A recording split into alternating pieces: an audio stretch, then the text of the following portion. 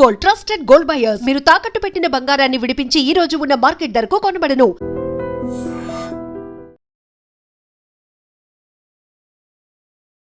Hi hello నమస్తే, welcome to I dream. నేను మీ శ్రావ్య. మనతో పాటు ఇప్పుడు ఉన్నారు amphi registered mutual fund distributor Srinivas Reddy గారు. నమస్తే సార్. నమస్తే అండి. ఎలా ఉన్నారు? బాగున్నామండి.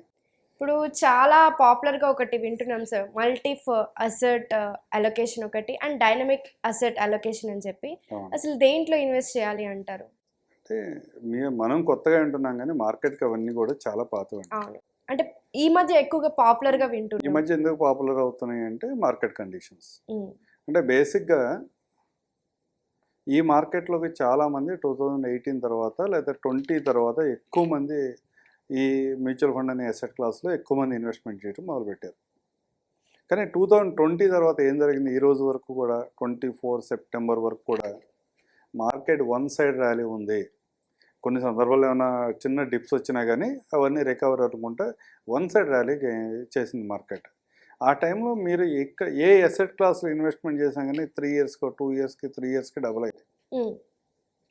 కానీ లాస్ట్ 1 ఇయర్ నుంచి పరిస్థితి ఏంటంటే, ఆ రోజు మన మైండ్ సెట్ ఎలా ఉండేదంటే చాలామందికి మార్కెట్స్ ఇంకా కరెక్ట్ అవ్వట్లేదండి, కరెక్ట్ అయితే మనం ఇన్వెస్ట్మెంట్ చేద్దాం కదా అన్న సందర్భాల నుంచి ఈరోజు లాస్ట్ 1 ఇయర్ నుంచి మార్కెట్ కరెక్ట్ అవ్వడం స్టార్ట్ చేసిన దగ్గర నుంచి అరే ఇంకా ఆగిపోలేదండి, ఇంకా రికవర్ అవ్వట్లేదేంటి అన్న సందర్భంలోకి వచ్చాం.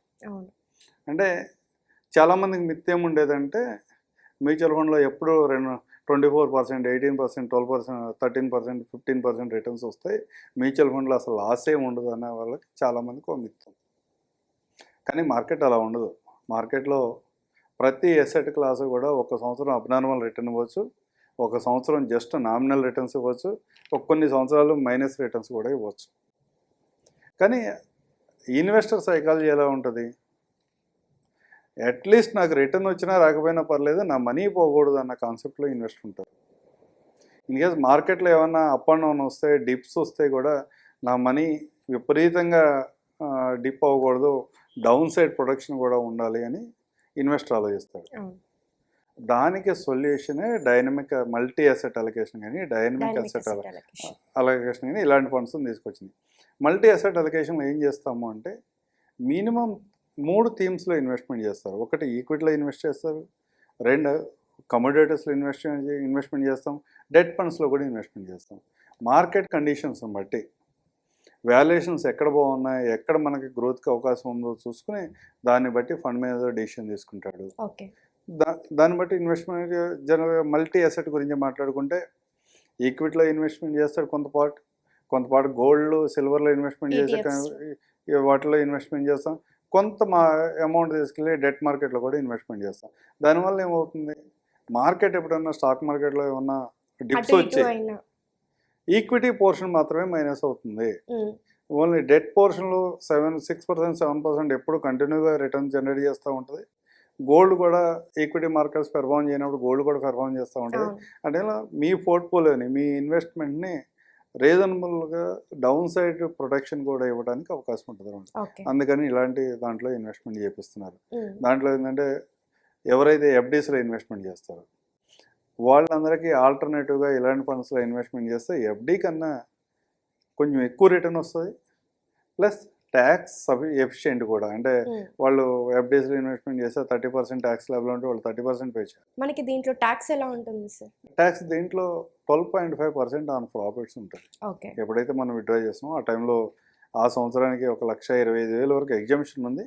అది ఓన్లీ మ్యూచువల్ ఫండ్ కాదు, ఆల్ టుగెదర్ ఈక్విటీస్. స్టాక్స్లో ఏమైనా బై చేస్తున్నారా, అక్కడ ఏమైనా సెల్ చేస్తారా, ఇవన్నీ చూసుకుంటారు. 1.25 lakh వరకు మన ఎగ్జామ్షన్ తర్వాత మిగతా ప్రాఫిట్స్ ఏమన్నాయో దాని మీద 12.5 పే చేయాలి. అట్లా చూసుకున్నా కానీ రియల్ రిటర్న్ అనేది దగ్గర 10.5 దగ్గర దీంట్లో రిటర్న్స్ వస్తాయి, అంటే ఒక 4% ఎక్కువ. కానీ ఈ ఫండ్స్ కూడా కొంతమంది సూటబుల్ కాదు, ఎందుకంటే మార్కెట్స్ బాగా బ్రహ్మాండంగా అవుట్ పర్ఫార్మ్ చేస్తున్నప్పుడు మల్టీ అసెట్ అలొకేషన్ ఫండ్స్ లేకపోతే dynamic asset allocation funds returns మనకి అంత కంఫర్ట్గా ఉండవు. కానీ డౌన్ సైడ్ ప్రొటెక్షన్ అయితే ఉంటుంది, కానీ మార్కెట్ ఒక 20%, 30% ర్యాలీ చేస్తున్నప్పుడు ఈ ఫండ్ అంత ర్యాలీ చేయదు. కానీ ఎందుకు వీటిలోని ఇన్వెస్ట్మెంట్ చేస్తామంటే ఇన్వెస్టర్కి ఎప్పుడు కూడా రిటర్న్ కంటే పీస్ ముఖ్యం. నా ఇన్వెస్ట్మెంట్స్ పోకూడదు, రిటర్న్స్ కొంచెం ఒక 1%, 2% అటు ఇటు అయినా కానీ ఎవరికి ఎలాంటి ఇబ్బంది ఉండదు. కానీ పెట్టిన amount ఇన్వెస్ట్మెంట్ అస్సలు చేసిన తర్వాత పోకుండా ఉండాలి. ఇన్వెస్ట్మెంట్ చేసిన తర్వాత డ్రాస్టిక్గా 1 మంత్లో 2 మంత్స్లోనే 20% 30% లాస్ వస్తే కనుక ఇన్వెస్టర్ లాంగ్ టర్మ్ హోల్డ్ చేయలేరు. అవును. అలాంటి వాళ్ళకి సొల్యూషన్ కోసం ఇలాంటి అసెట్ క్లాస్ని తీసుకొచ్చారు. ఓకే. దీంట్లో dynamic multi asset allocation funds అంటాం. అంటే అంటే మ్యాక్రో ఎకనామిక్స్లో ప్రతి సెక్టర్ కూడా ఎప్పుడూ కంటిన్యూస్గా పెర్ఫామ్ చేయదు.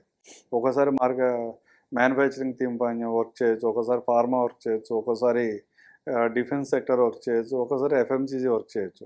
ఇలాంటి సందర్భాల్లో కూడా మార్కెట్ కండిషన్ బట్టి వాల్యుయేషన్ చెక్ చేసుకుంటే ఫండ్ మేనేజర్ డిఫరెంట్ సైకిల్స్లో డిఫరెంట్ అసెట్ క్లాసెస్లో మనీని డైవర్సిఫై చేస్తూ ఉంటాడు. అంటే అసెట్ అలికేషన్ అంటాం. అంటే మీ మనీ అంతా కూడా ఒకే అసెట్ క్లాస్లో ఇన్వెస్ట్మెంట్ చేయకుండా డిఫరెంట్ అసెట్ క్లాస్లో మేనేజ్ చేస్తూ ఉంటాడు. దానివల్ల కూడా మీకు డౌన్ సైడ్ రిస్క్ తగ్గుతుంది, లాంగ్ టర్మ్లో వెల్త్ క్రియేషన్ జరుగుతుంది. దానికోసం ఒక solution dynamic asset allocation.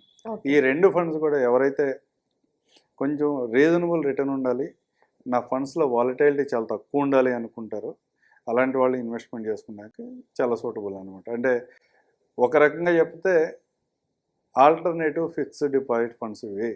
Fixed deposit కంటే ఒక 3-4% ఎక్కువ రిటర్న్ రావడానికి ఆస్కారం ఉన్న ఫండ్స్.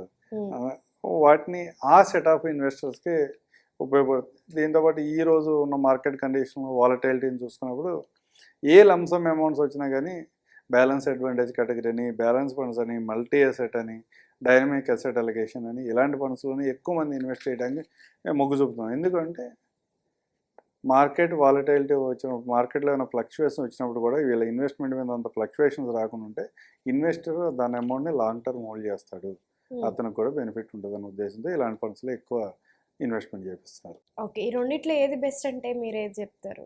2 బెస్ట్ అని చెప్తారు. అంటే ఇన్వెస్టర్ సైకాలజీని బట్టే ఉంటుంది, ఇన్వెస్టర్ బిహేవియర్ని బట్టే ఏ ఫండ్లో ఇన్వెస్ట్ చేయాలన్నది డెసిషన్ ఉంటుంది. Okay sir, thank you so much. Thank you అండి.